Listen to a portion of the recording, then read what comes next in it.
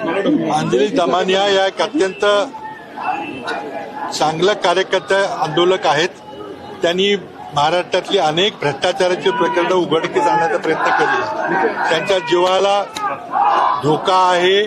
सरकारने त्यांना प्रोटेक्शन दिलं पाहिजे. आणि हा त्या धमकीचा प्रकार हे सरकारमधल्या मोठ्या मोठ्या व्यक्तींच्या मार्फत होतोय. त्यामध्ये ही अत्यंत कायदा आणि सुव्यवस्था कशा प्रकारे महाराष्ट्रात चाललेली आहे त्याच्यावरचं मोठं भाष्य आहे. बाबा जातीय तेढ निर्माण होते हा मानवतेचा मुद्दा आहे. आज या ठिकाणी 2 व्यक्तींचा मृत्यू झालेला आहे. सरकारच्या ही सगळी टोटली जबाबदारी सरकारची आहे. बीडची घटना असेल किंवा परभणीची घटना असेल, दोन्ही घटनेमध्ये सरकार सर्वस्वीपणे जबाबदार आहे. गृहमंत्री मुख्यमंत्री हे शांतपणे काही झालंच नाही अशा प्रकारे वागतायत. त्यांनी स्वतः नैतिक जबाबदारी स्वीकारली पाहिजे. आणि ज्यांच्या कारकिर्दीत ज्यांच्या नेतृत्वाखाली या घटना घडलेल्या आहेत, पण तो राज्यातला कोण मंत्री असेल किंवा आणि कुठला मोठा नेता असेल त्याच्यावर ताबडतोब कारवाई झाली पाहिजे.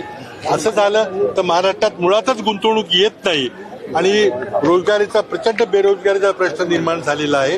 त्याला सर्वस्वीपणे भाजप सरकार जबाबदार आहे. धनंजय मुंडे यांच्या राजीनाम्याची मागणी होती. धनंजय मुंडे यांच्या राजीनाम्याची समोर आलेल्या मला एसआयटीची स्थापन झाली बाबा, तो विषय आहे. मी मुख्य मुद्दा असा आहे की जे दोषी व्यक्ती आहेत सगळ्यांना माहिती आहे कोण दोषी आहेत. कुणाच्या राजाश्रयाखाली हे सगळे प्रकार चाललेले आहेत. त्या लोकांच्यावर आपण जर कारवाई करणार नसो तर महाराष्ट्रात गुंतवणूक येणार नाही.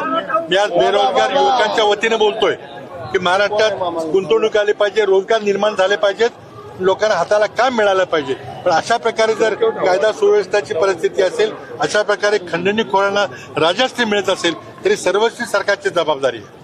असे पुरावे आहेत की तपास अधिकारी वाल्मिक कराडच्या सोबतचे जे त्यांचे जुने संबंधातले फोटो व्हायरल होत आहेत, तर अधिकारी बदलले नावाचे यामध्ये त्यांची नेमणूक झालेली आहे. डिटेलमध्ये मला जायचं नाहीये. हा मोठा व्यापक प्रश्न आहे. महाराष्ट्रातल्या भवितव्याचा प्रश्न आहे. महाराष्ट्राचं दरडोई उत्पन्न हे खाली खाली घसरत चाललेलं आहे. आज महाराष्ट्र देशामध्ये 11व्या क्रमांकावर आलेलं आहे. हे ह्या सगळ्या भाजप सरकारच्या नाकर्तेपणाचं लक्षण आहे. आणि कशामुळे होतंय हे बीड आणि या परभणीच्या घटना आहेत. ज्या प्रकारे कायदा सुव्यवस्था या राज्यात गृहमंत्री आणि मुख्यमंत्री देवेंद्र फडणवीस यांच्या नेतृत्वाखाली चाललेली आहे त्याच्याबद्दलचं हे भाष्य आहे. त्याचा आम्ही निषेध करतो.